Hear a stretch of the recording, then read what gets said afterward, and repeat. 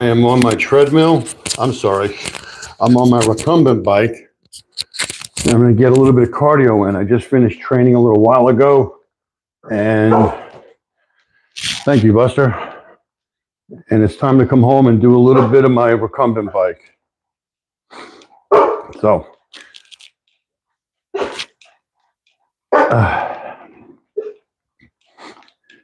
anyway, you're going to behave, Buster? So, let's talk about my Buy Me a Coffee link. I put a Buy Me a Coffee link on my YouTube channel and on my Facebook channel to direct people to help support my channel, make donations, and to, hold on, let me get my dog out of the room. Come on.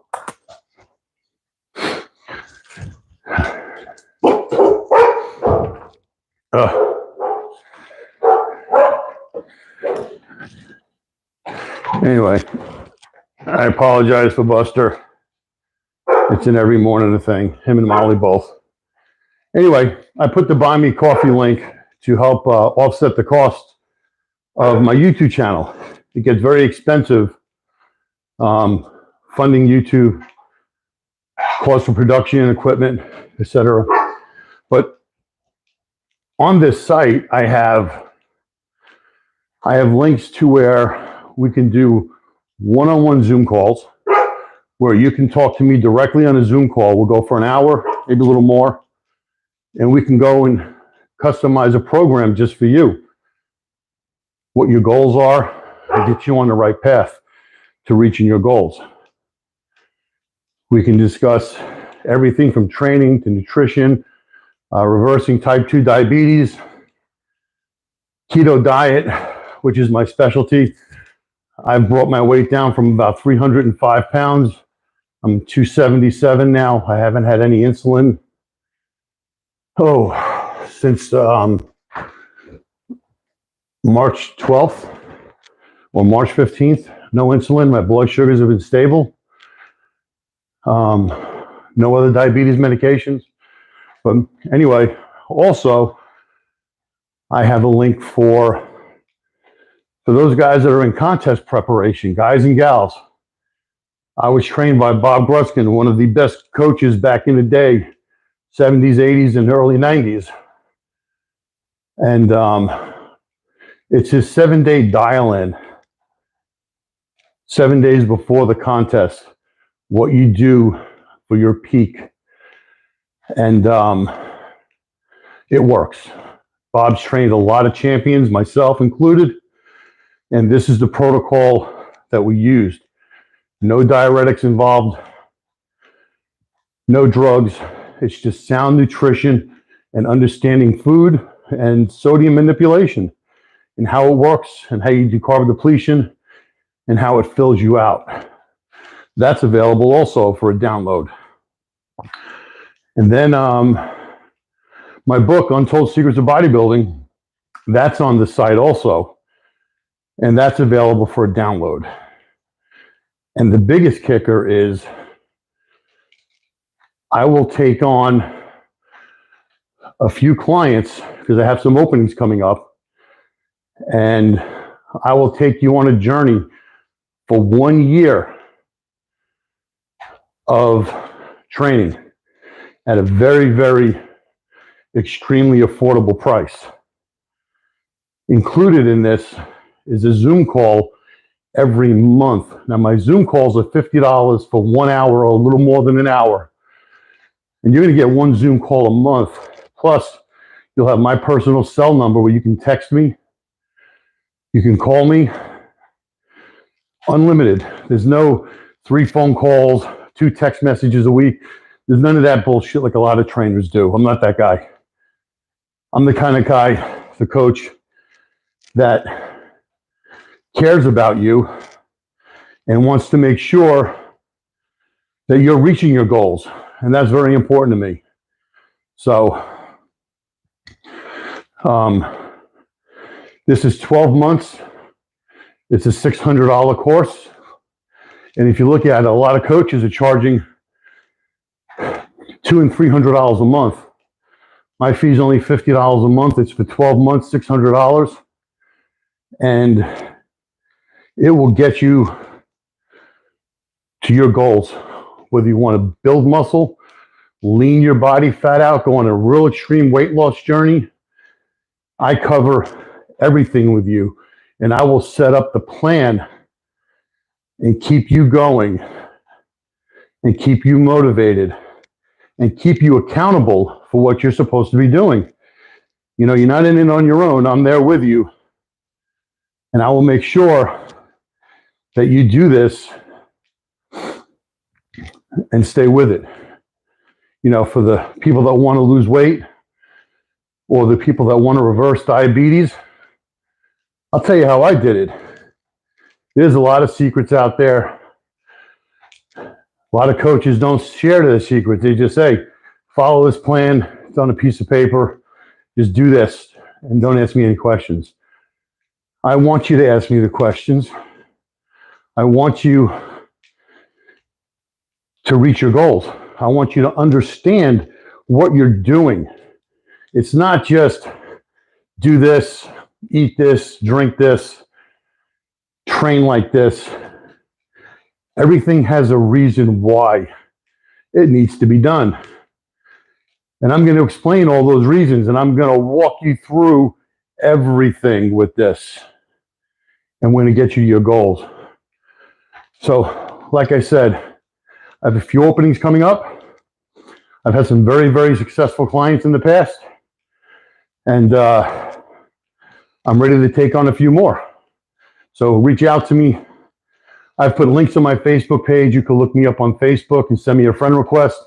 Richard Politano, you'll recognize the icon. It's the same icon or the same profile pic as the one on YouTube or on my Instagram account, Coach Richard Politano. And we'll get you there. For those that have donated to my Buy Me a Coffee, I really appreciate it. Thank you very much. For those that have joined memberships, greatly appreciated. I highly recommend you guys go look at the Buy Me a Coffee link. It's in the description. Go check it out. Take a look at it. And it helps me out. It helps me offset, like I said, offset the cost of keeping the YouTube channel going because it gets expensive. There's no doubt. Editing, camera equipment, it just doesn't end. So let's talk about motivation and what keeps you going. You know, I see a lot of people in the gym every day. I train at 5 o'clock every morning. I'm up at 4 o'clock. I'm in the gym by 5 o'clock. And I see the same people pretty much every morning. And they're doing the same thing every single day. Nothing is changing. Nothing's changing. They do the same workout, pretty much go up in a little weight, go down a little weight, but nothing's changing on them. They look the same. And I so badly want to go up and say something to them. But in today's society, people get offended too easy. Way, way too easy. So I keep to myself. I do my body part. I have a couple of people I train with on and off. One pretty much steady partner every morning. We keep to ourselves. 2 guys, 1 body part, and we're done 25, 30 minutes. And then we go on the treadmill or the elliptical in the gym, cool down for about 20 minutes. And the people are still doing the same thing. We just finished a body part. And people are still doing their body part. Sometimes on the same exercise they started before when we started, and we're done. Or they're 4, 5, 6 exercises in, doing a couple sets, low reps, no muscle engagement, just going through the motions. And I'll tell you, people, going through the motions doesn't get you where you want. It doesn't get you where you want to be. It doesn't get you to your goals. You look the same. You look the same. And I know what you're thinking when you're going home and you're looking in the mirror. Why isn't my body changing? What's not right? Well, I did a video on that. You should go look at that video. One is, why isn't my body changing? Another one is, do the numbers need to change? When you go into the gym, you got to go into the gym with a plan. You got to have a plan on what you're going to do that day. You just can't go in the gym and look around and say, I'm going to go do that. And then I'm going to go do that. You got to go into the gym with the mindset that today is chest. And I'm going to do 3 or 4 exercises. And these are the exercises I'm going to do. And I'm going to put my mind into that muscle group, and I'm going to fucking kill it and train that muscle group to exhaustion. That's how you know that you're going to get the maximum benefit from what you're doing. And then after you've done your set, you rest up a minute. You don't pick up your phone, start looking through, scrolling messages, searching for music. Block all that shit out of your head. You know, when I was training back in the 80s and competing, there's no such thing as cell phones. The gym played music, and that's what they played.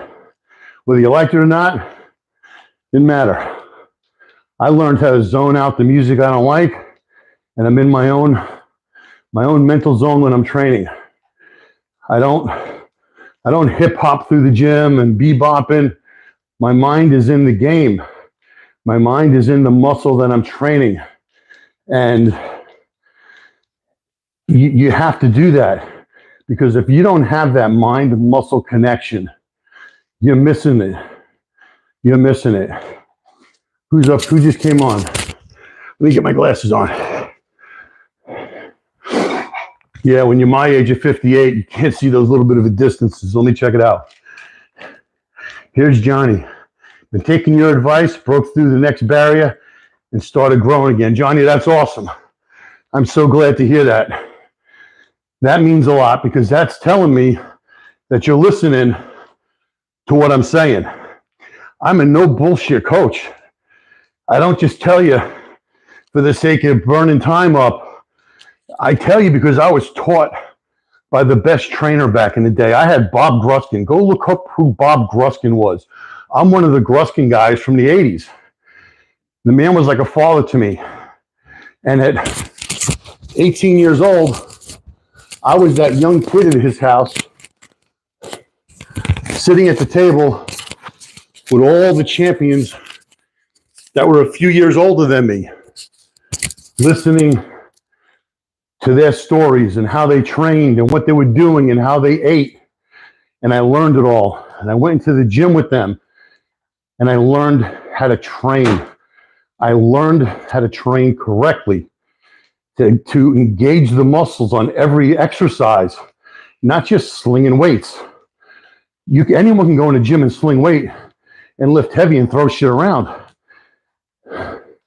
But to get in there, excuse me, and to train and engage that muscle and put it under a load and get that skin-splitting pump that you hear me talking about, it's not easy. You have to have that mind-muscle connection. You have to know how to engage your muscles. If you don't engage your muscles when you're training, you're never going to take it to that next level. And when you take it to that next level, that's when you start seeing differences in your muscles. You start seeing the hardness, the growth, the separation. When you're in there slinging weights, moving shit around, and then you go out and go to McDonald's and order the left side of the menu twice, and you wonder why you're not changing. You know, whether you're bodybuilding or you're weight training or you're just exercising, that's a small portion. It's a small portion of everything that needs to be looked at. Health and nutrition is a 24-hour deal. You got to watch your diet, stay focused, eat clean, have your cheat meal once in a while. It's not going to hurt you. If anything, a cheat meal once in a while helps you. But, you know, Going to fast food every day, processed foods, it's not good for you. You're going to get fat. You know, you're going to get fat. You need to learn how to eat smart, train smart. And that's what takes you to that next level of conditioning. You know, like I was saying a few minutes ago, just look at everybody in the gym around you. They're not changing. Their bodies are not changing. They look the same. And they look the same for many reasons. They're not training correctly, or they're training way too heavy, not enough repetitions to get the proper muscle engagement and muscle stimulation, and their diet sucks. You know, I see people in the gym walking around, spandex, skin fucking tight. They look like a bowl of melted fucking ice cream that was poured into those pants. You know, what are you looking at? I don't understand it. You know, kudos to you for showing up in the gym. You're there, but you're not doing anything. You're walking around, you're talking to your friends that went with you. You know, you might be walking on the treadmill 10 minutes, then go on a couple of machines and move a little bit around. What you think you're doing is good, but in actuality, you're not even scratching the surface. You're barely scratching the surface. You know, I'm very transparent in my videos with how to train the right combination of exercises, how to engage the muscles, and setting the pump. Getting that pump. Let me explain it to you this way. When you walk into the gym, your fuel tank is full. The minute you decide, okay, today's going to be chest and I'm going to start out on the Smith machine or the dumbbells, you need to set the bar very high. You need to say, I'm going to take, and I'm only using numbers as an example, I'm going to take the 50s and I'm going to do dumbbell bench presses with those 50-pound dumbbells, and I'm going to try to get 20 to 25 reps. And when you hit that number, you immediately put those 50s down and grab the 40s. And now you rep those 40s out to failure. Failure don't have a number. It's holy shit, I can't do no more.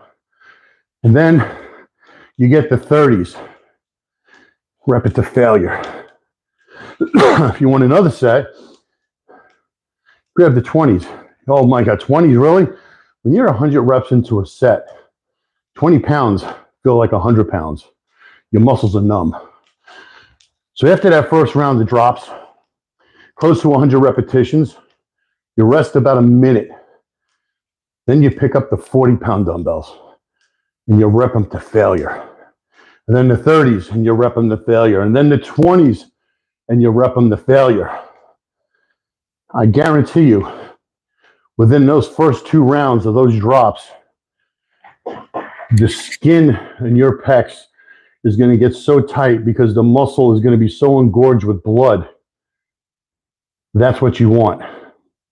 Because if you don't set the pace for the pump at the first exercise, and you set I refer to it in some of my videos, is you put the mercury in a thermometer way, way up at the top. You try to blow the mercury through the top of the thermometer. In other words, you try to get the maximum amount of blood into that muscle. That's when you're training. When you get that skin splitting pump, you're training. So after that first exercise, go to another exercise, whatever it's going to be, you pick your poison. You're not going to be as strong.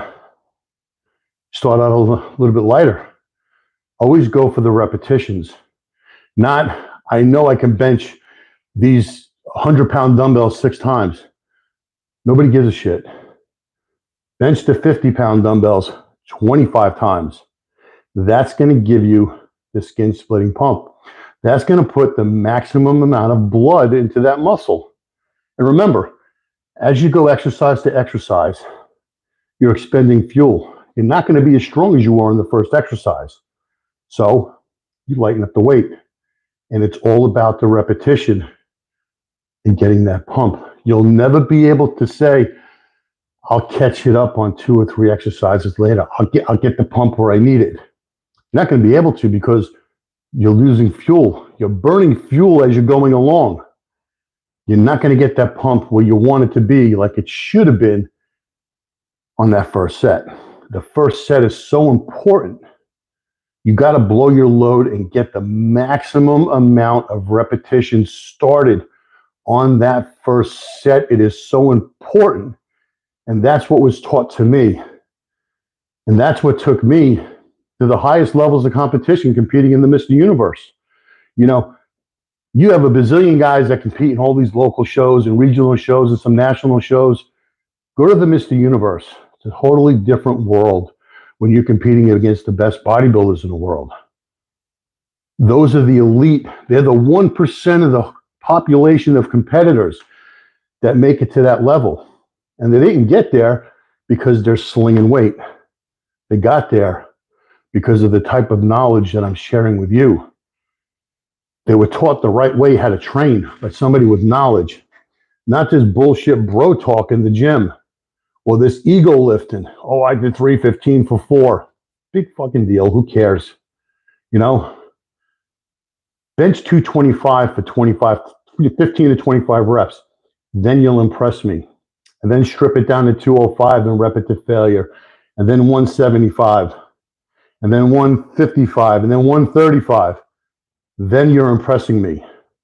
Not, I could bench 315 for 2 or 3. I could really give a shit. I could care less. Unless you're a power lifter and you're shooting for the strength, that's a different game. That's a totally different type of training. Kudos to those guys. They're strong. They are freaking really strong. But that's their game. They're in the strength game. You're in the bodybuilding game, or you want to look the part of a bodybuilder, you have to train like a bodybuilder. You have to know how to muscle engagement. You have to know about muscle control. You have to have that muscle mindset connection because that's what's so important. And diet, you know, diet is everything. You know, I can tell you, and I get a lot of people asking me, and I have yet to do this video. Hey, what do you do for abs? What do you do for abs? You know, there's 3 exercises I used to do. Crunches laying down with my feet up on the bed. And then I would do hanging leg raises, and I used to do Roman chair sit-ups. People probably even know what Roman chair sit-ups anymore. Abs are made in the kitchen. You have to diet way down to low body fat percentages to get your abs to show. You can't spot reduce. It's a total body fat loss across the entire body. Let me see what this question is. Here's Johnny. Diet is everything. Whole foods only. No oils, no sugar, no alcohol. 1 to 2 protein smoothies per day are key. At the same time. Yep, that's right, Johnny. You're absolutely right. I do use coconut oil when I cook my foods. I add some coconut oil, MCT oil, in my coffee in the morning. I do not have alcohol. I haven't drank alcohol except for an occasional Mick Ultra every so often, but it's probably been a year or 2 since I've done that. It's been years since I've had any alcohol. I just don't care for it. I mean, I enjoy a good vodka tonic, don't get me wrong, but it's just not my thing, you know? And I cook a lot of my foods. When I do go out to eat, I'll go to a steak place and I'll get a prime rib. I have them chop it all up and put it on top of a Caesar salad with no croutons. My God, that is delicious. What are you sacrificing? You're not sacrificing anything. That is a great meal. Or I'll go to this Japanese hibachi place and I get either the steak, the chicken, or the shrimp and scallop hibachi with double vegetable. And they put carrots in it, so I take the carrots out. But holy shit, man, that is delicious. It's so filling, but I'm never bloated because the complex carbs aren't in it. I stay away from complex carbs. I haven't had complex carbs except for 1 meal over a month and a half ago. Matter of fact, I was at the hibachi place with a couple of friends and I had 1 sushi roll, 1 rainbow roll with, I think, a steak hibachi. Just 1. So what is that, 20 carbs? So 2 months ago, a month and a half ago, I had 20 carbs since March 12th. I have been zero complex carbs. I ate a lot of vegetables. I ate a lot of good proteins. And I have really good healthy fats. And that's a real plus that people don't understand. You don't get fat eating fats. You get fat eating processed foods. You don't get fat eating fats. I eat avocado. I make a lot of times my own guacamole. I eat a lot of cashews, stuff like that. And it's delicious. And I put it on a lot of my foods. I have it with my eggs in the morning. And yeah, you know, it's definitely a it's a challenge to eat healthy. It's easier to go out and eat whatever you want, processed food wise. But I do the majority of my own cooking. Coconut oil, olive oil, and MGT are fine, but no seed oils. No, I agree with you 100%. I don't have any seed oils at all. MCT oil, olive oil, coconut oil, that's pretty much it. Maybe some avocado oil, but that's all I use. That's all I use. And I'm Italian, and if I'm cooking meatballs and I don't put any breadcrumbs in them because of the keto, I cook them in coconut oil.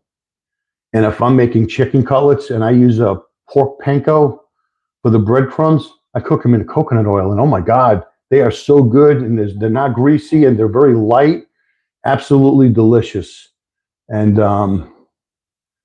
that's what I do. And look, I've dropped damn near 30 pounds of body fat, and I've held on to all my muscle. Like I said, I'm 277 pounds right now. I am not on this race to lose weight. My goal is to get my blood A1Cs down below 5.7. And 3 weeks ago, I was 6.1. I'm only 0.4 away from 5.7, which means I won't be a diabetic anymore. I'll always be a diabetic, but by classification, I won't be a diabetic. So my goal is chasing the A1C number. The positive side effect of that is fat loss. And I'm telling you, I haven't sacrificed a lot because I know how to eat. I know how to do the keto diet. And I even eat chocolate twice a day. There's a company called Lilly, Lily. You find them on Amazon. Their dark chocolate is made with monk fruit sweetener. And that's what I use. And I have 2 of those chocolate bars a day, and they are absolutely delicious. And hey, I'm eating chocolate and I'm on a keto diet? Really? And my blood sugar doesn't get affected. So people are so mind or brainwashed. Oh my God, keto, chicken and broccoli. It's so much more than chicken and broccoli. It's so much more than that. People don't understand the keto plan. That's why when I do my one-on-one coaching with people, I give you the full understanding of the understanding of the science of food, because if you don't understand the science of food, you'll never be successful in any kind of diet, not even just keto diet, in any kind of dieting. But you have to understand the science of food and how it affects the body, especially the blood glucose. That's everything. People don't understand that. That's why everyone is so overweight these days. And I admit it, I'm not an angel. I was as heavy as 340 pounds at one time, I think my top stage weight might have been like 250, 260 at one time, but I'm 58 years old now. I want to get down to 260 maybe. 250, it might be too light for me, but I'm thinking 260, 265 maybe. So I'm maybe 3 months away from that. I'm not starving myself to get there. So hurry up and get there for what? So I can say I got there? No, let me slowly burn this fat down by burning fat while I'm training, because I train fasted. My last meal is usually by 6 o'clock, 7 o'clock at night. It's my last meal. I don't have my first meal till sometimes 8:30 or 9 o'clock in the morning. I still haven't had breakfast yet except for a cup of coffee. That's it, So when I have my breakfast, it'll be eggs, avocado, maybe some tomato slices. I'm good. Now I might have 6, 7, 8, 9 eggs, but there's no complex carbs to bloat me and to elevate the blood sugars. I'm taking in the good food that's going to keep my blood sugar stable, especially the fats and the proteins. Your blood sugar goes up just a little bit, it goes across the scale, and it comes back down. You add an English muffin, potatoes, or toast, your blood sugar is going to go skyrocketing up, and it's going to continue to go up higher and higher for hours before it starts to come down.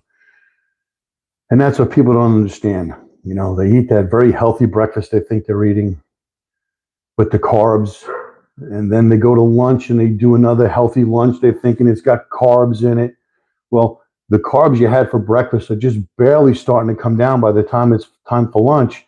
And by the time you finish with the lunch and it's getting towards dinner time, the carbs you had for lunch are just starting to come down in your blood sugars, and it's dinner time, and you start it all over again. You have a dinner with a baked potato or some kind of rice or pasta, and then your blood sugars are high all night, and you go to bed on high blood sugar. Whether you're a diabetic or not, it doesn't matter. I'm referring to type 2 diabetics, not type 1. It's a totally different game. People don't understand that. You know, they're taking all these complex carbs and they think they're eating healthy. But what you don't burn that day, your body stores. So you think you're in the gym training on body fat. The next day or the day after, you're training on the stored glucose or glycogen that's in your liver. You're not burning body fat until you burn those storages off, those glucose storage off. You got to burn through that before you're going to burn your body fat. That's why I like training fasted, and that's why I love the keto diet so much. When I reach my goal, wherever I feel comfortable at, because necessarily for me, it's not a number. I don't care what the numbers on the scale say. I go for what the look is. I'm a bodybuilder. I was always a heavy, or now by today's standards, I'd be a super heavy. I never had to make a weight class. I go by the look, and my abs are starting to come in. I got abs showing, my serratus and intercostals. When I get the look that I want, then I'll taper down and I'll add a little bit of complex carbs, maybe 25 grams in the morning, so I burn them through the day. And that might be once every other day or every 2 days. And I go by the look to see, am I stabilizing my look? If I see that I'm getting a little bit smoother, I cut the complex carbs back, maybe every 4th day.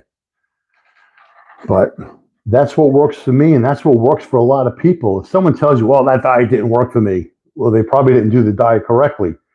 Because when you limit your complex carbohydrates, that's when you're going to start burning body fat. Unless you've got this super duper crazy metabolism, most people don't have that. Just look what's around you in the gym.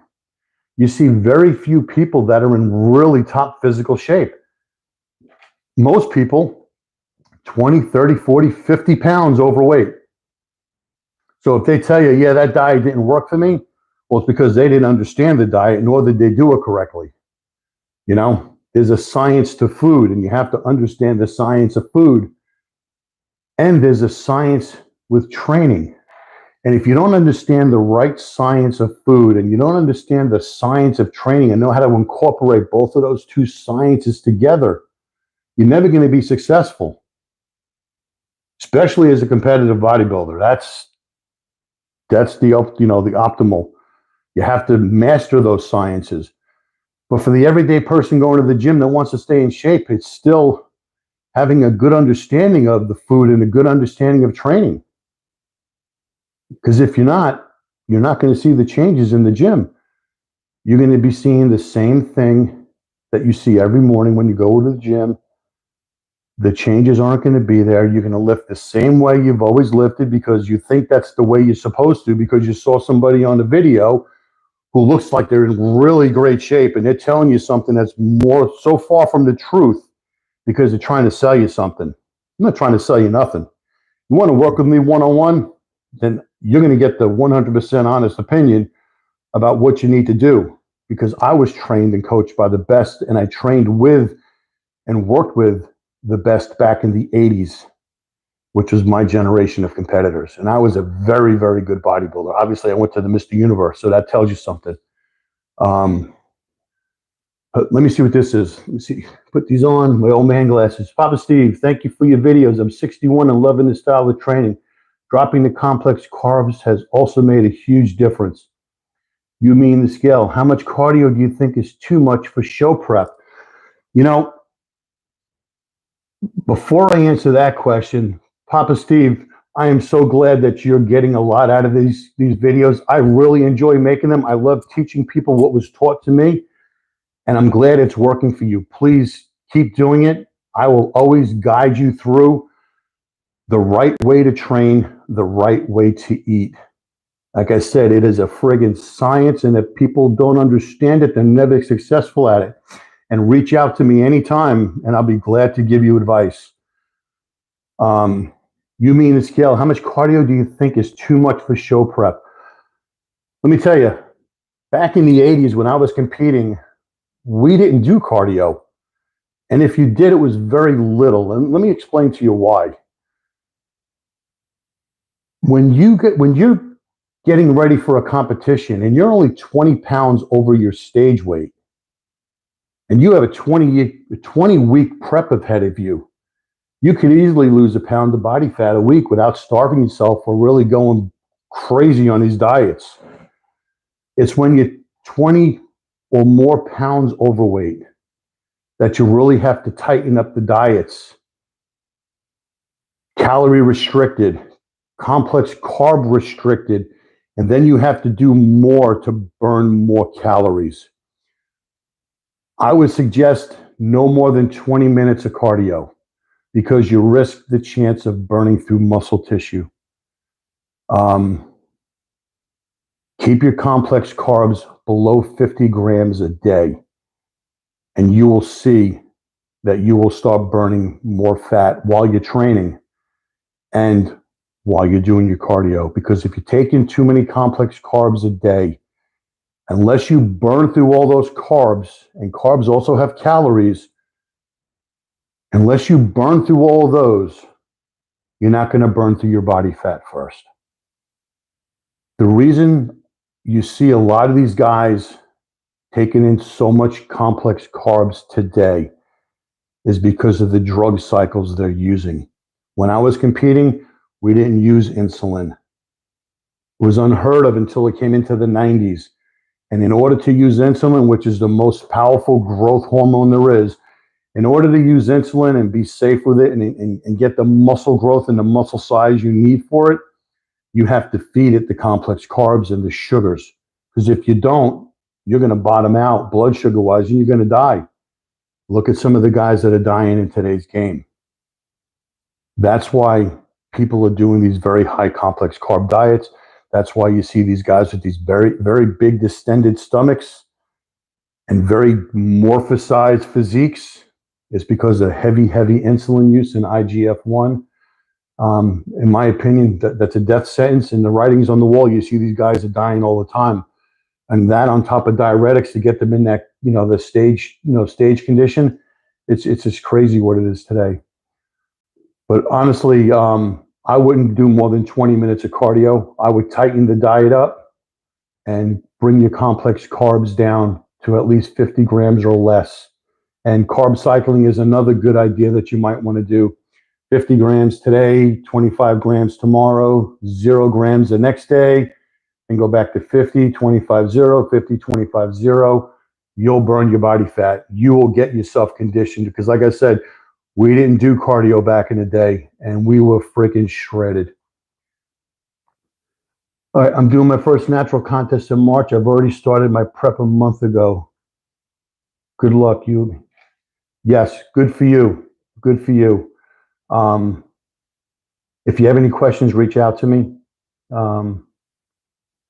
Keep your complex carbs low, keep your proteins high, keep your good fats high, and you'll do very well.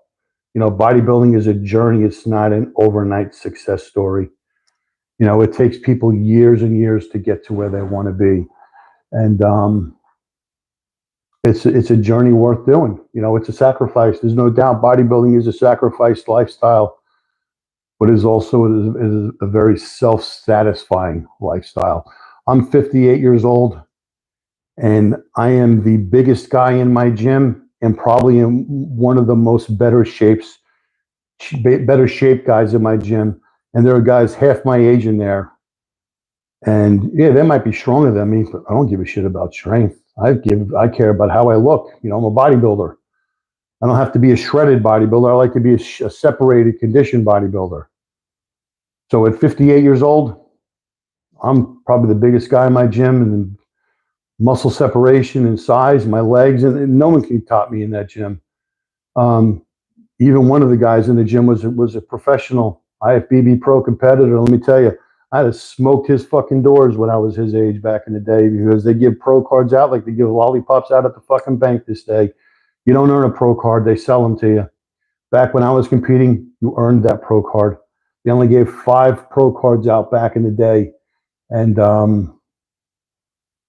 now they give quite a few hundred pro cards out every year. And it's ridiculous. The sport's not what it used to be. It really isn't. You know, I'll always be a fan of bodybuilding, but I'm not a fan of what it's become. I'm an old school bodybuilder. Mid-90s is where I won't say get turned off by it. It's when the physiques were getting so big that they were losing their aesthetics. Unless you were this genetic freak, that 1% of the 1%, like let's say a Ronnie Coleman, you know, with the 28-inch waist and 290 pounds on stage, that's one person in a billion that can pull that off. And Ronnie's my age, and I know Ronnie. Ronnie's 58 years old, and he looks like he's 158 years old. He has totally beat himself to death with the type of training he did. Yes, he won 8 Mr. Olympias, and he'll go down in history as being the greatest of all time. But he walks with assistance, with walkers. He's had hip replacements, knee replacements, probably every vertebrae on his back and neck and shoulder, and all kinds of work done to him. For what? Where's the quality of life? You know, the worst thing that ever happened to me, I was getting ready for the Masters Universe when I was 50, and I slipped on a step. And when I slipped on a step, my leg fell up underneath me, so I fell in a normal bend of my knee.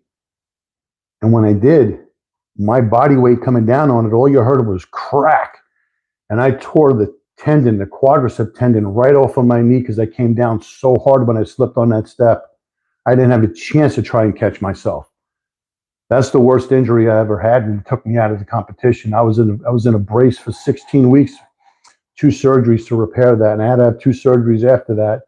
But my leg development is still crazy because I learned how to train around that tear and to fix the operations that it took to fix it.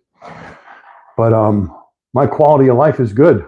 I also had to have a spinal fusion, L5S1, not from training, from years and years of working on a moving truck when I was younger, working on sanitation, you know, lifting furniture, lifting garbage pails. I was in law enforcement. A lot of people don't notice I was in law enforcement for 22 years, wear that gun belt in and out of the police car. Takes a toll. So I had a complete sciatic nerve pinch off, and they went in and they did an L5S1. And you see me on the videos. I'm deadlifting, I'm squatting, I'm doing leg presses, I'm doing everything you never thought you could possibly do, because I learned how to train smarter, not harder. And I've modified a few exercises. If you've seen how I do my rack deadlifts, and if you've seen how I've done my front squats and my bent over rows, I learned how to modify the exercises, and I get better muscle engagement. I guess because I took momentum out of it, or maybe because I'm really careful that I don't want to re-injure that fusion. But you've seen me do the exercises, and they are very, very effective, you know, and I'm not beat up. I am functional, and I had 2 surgeries, but they were never related to the beatings that I took in the gym from the training, like a Ronnie Coleman. He's squatted 800 pounds. Jesus, not me. My biggest squat was 405 for 20. And then we drop setted. 315 to failure, drop set, 225 to failure, drop set, 135 to failure. And then you're dropped on the floor because your freaking legs are smoked. 2 rounds of that, you don't got to do any more squatting. Couple leg presses, some leg extensions. Your quads are done. You're done. They're fried. And I had some fantastic wheels in my younger days. So I used to powerlift until I tore my pec in the meat. The tendon came off the bone, not the bone, and had to have surgery to fix it. And now it's all jacked up looking. I completely understand somehow, and I don't know how I did it, my pecs have torn off of my sternum. Maybe it's something that happened over time with all the years I've been training. The only thing I could think of is maybe cable crossovers, or somehow I tore the pecs off of the sternum and I have a gap through here. I mean, it's a substantial tear. Don't know how I did it. Don't remember doing it. I just remember waking up one day and saying, Jesus, what the hell happened? It was kind of a slow process. So, you know, muscle injuries and tears, they can happen to anybody. I don't even remember doing this. I had no clue how it happened. I just know that I'm very careful and controlled when I do my movements.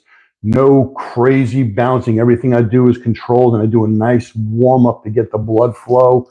And I go a little bit deeper with each repetition, getting the stretch before I engage into that actual chest workout to make sure the pecs are warmed up, because I don't want to tear them off the bone any more than they already are. And again, I don't train heavy. I mean, today I did chest this morning, and I was on the Smith machine, and I had a quarter and 2/10. What is that, 155 pounds? But I benched it 25 times and then drop set it and bench to failure, drop set, bench to failure. I did that 10 sets. My chest was smoked. So going from 3 days a week now to 6 days and low weights and high volume is a different animal. But how many sets do you think is too many? Okay. I do one body part a day. My first training day of the week is chest. So today's Monday. I did chest. It could be Sunday. It could be Tuesday. It don't matter what day of the week you train a body part. My chest day was today. I did I did 4 rounds of the drops. Okay. I did 4 rounds of the drops. So that's 4 sets, but each set had 2 to 3 drop sets. Okay. I train how I feel. When I feel that pump coming in, I might do 1 or 2 more sets on that exercise to failure after my initial first set, which is the very, very high rep set, to get that pump coming in. And then I move on to the other exercises. So let me see if I answered your question good enough. You're going from 3 days a week now to 6, low weights and high volume. But how many sets do you think is too many? Honestly, I think if you're doing, now understand this, when you're doing drop sets, your first set only counts as 1 set, but it might have 2 or 3 drops. So that would technically be 4 sets. So I might do 3 to 4 rounds of drops with 2 to 3 drop sets, if that makes sense to you. And I'll only do 3 exercises, 2 to 3 exercises, depending on the pump that I'm getting and how I feel. Nothing's etched in stone that says you got to do 4 sets of this and 8 to 10 reps of that. You train how you feel. You get that skin splitting pump. I train 1 body part a day. Today was chest. Tomorrow's going to be back. And I'll tell you exactly what my back workout's going to be. It's going to be pull-ups, assisted pull-ups, because I can't do them on my own. So I do them assisted, high reps. Then I go to the rack deadlift, and then I go to bent over rows. And I might do a cable exercise. That's it. I've covered my entire back. But my rack deadlifts will be 4 sets, maybe 2 drops or 3 drops. My bent over rows just might be a 45 on each side. But I might go for 15 reps of 3 sets of that. I train how I feel on how that pump is coming in. Because anyone that says you got to do 4 sets of this, 6 to 8 reps of that, doesn't know what the fuck they're talking about. You have to train the way you feel. You have to train with the pump that you're getting, because that's going to tell you if you're doing it right or if you're doing it wrong. Because if you've done 4 sets and you haven't gotten a pump yet, you did something wrong. You should start feeling that pump coming in after your first round of drops or your second round of a high repetition exercise. You should start feeling that pump coming in. And when I get that feeling, I continue to do at least 2 more drops or 2 to 3 more high rep sets. And then you know you're on the right track. Then you move on to the next exercise or two. But where I pick up where I left off, my next body part is shoulders. And then I go to arms, bis, tris, and forearms. And then my next day is legs, which is quads and hamstrings and calves. So I train 5 days a week. I take the weekends off, and that's what works for me. That's what I've done for many, many years. It works for me. And even if I was competing, I would still train the same way. The only difference is at 58 years old, I'm not doing the intensity that I did when I was 28, or 13 or 22. That's the only difference. You got to train smarter as you get older, but you always train to get that splitting pump or that skin splitting pump. And that's where you're going to see the difference in the muscle growth. Okay, yeah, I get what you're saying. One set of drops is 4. So if you do 4 drops, it's 12 actually. And basically you go until you smoke. Doesn't matter what the numbers end up being. You are 100% correct. Sometimes I will do just one exercise. Like let's say it's preacher curls. I might do preacher curls and do 4 sets of preacher curls, 3 rounds. And I might be 12 sets into that with all the drops included. My biceps would be freaking smoked. And I'd be like, you know what? I'm numb. I'm good. I'm done. Let's go to triceps. You have to train how you feel. Or if I feel like doing something else, it might be some dumbbell concentration curls. But the pump is everything. Doesn't matter what the numbers end up being. It's you're going for the pump. And when you go for the pump with light weight, your numbers are going to be high when it comes to repetition. And anyone that tells you, oh, all those reps, you're not going to build muscle doing all those high reps. You're going to lose muscle. And I believed that shit when I was in high school. And I had people, you listen to the older guys when you're, freshman, sophomore, seniors. Oh, you got to do low reps. Okay, we're back. Sorry about that, guys. I lost the connection. But yeah, I remember back in the day in high school, like I was saying, oh, don't do the high reps. High reps burns muscle tissue. That is the biggest crock of shit there is. High reps is what stimulates that muscle tissue to give you that skin splitting pump. Your muscle's going to grow outside of the gym with the rest and the nutrition that you're going to feed the muscles. Okay? I hope that answers your question. If not, continue asking. But all right, guys, we're coming up on an hour. I'm going to close this out. If you would, in the description below, you'll see a link to my Buy Me a Coffee. Please click on that link, go take a look at. And if you want to help make a donation to my channel, help me keep funding the channel, I really appreciate it. If you want personalized one-on-one help with me, you can do a Zoom call with me. You could get me signed up for 1 year of training and consultation, and I will bring you through it all with one Zoom call a month and unlimited text and unlimited, messaging and telephone calls, and I'll get you to where you want to be. This is what I've done. I've been doing this for 40 years. My book is available, the one that's on Amazon, Untold Secrets of Bodybuilding. That's there for a download. And also, you getting ready for a show. There is my contest prep the last 7 days of the dial-in. This is Bob Gruskin's 7-day dial-in before you step on that stage. I've got everything detailed out on what we did back in the day to get us stage ready. It's there for a download. I think it's maybe $20. And it's what I use with all my clients. And I have turned several people professional, both male and female. And this is the protocol that they've used. And I'm trying to think what else is out there. That's pretty much what I got out there. I'm trying to be as open as I can. My availability, I have a few open slots if you guys are interested. But the guys getting ready for the competitions, that 7-day dial-in, that's a necessary right there, because those last 7 days can make you or break you. And there's no drugs involved in this. The only thing you'd be taking is vitamins, like a mega pack. So anyway, like I said, guys, please please reach out, make a donation, buy me a coffee. The link is in the description. Until next time, let me know if there's anything you want to see. Message me, and I will see you guys back in the next video. I believe I'll be filming one for hamstrings and glutes within the next day or so. So you guys have a great day. Thank you for tuning in. I appreciate you.